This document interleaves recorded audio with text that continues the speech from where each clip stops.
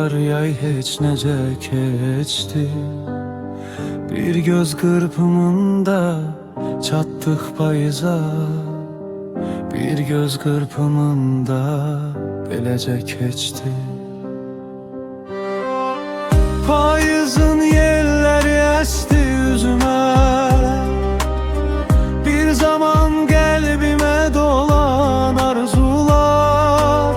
Lalezar çemenden kazana döndü. Gül açan arzular, solan arzular. Payızın yelleri esti yüzüme. Bu yel bu dağlardan yarpak dökecek. Bu yel bu dağlardan budak kıracak. Sovurup üstünden torpak dökecek.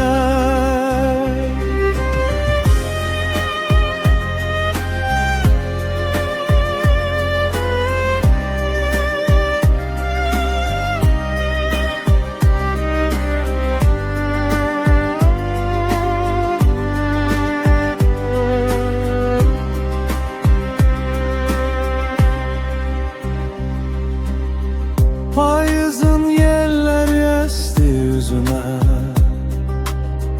De görüm hardasan 18 yaşım. Herden yuxularda görün gözüme. Yuxumda bir daha seni yaşayım. Payızın yelleri esti yüzüme. Bir de alovlanıp yanmaz bu ocak. Kalbimi yandıran hatirelerim ocağın külünde kurcalanacak. Payızın yelleri esti yüzüme. Bu yel bu dağlardan yarpak dökecek. Bu yel bu dağlardan budak kıracak. Sovurup üstünden torpak dökecek.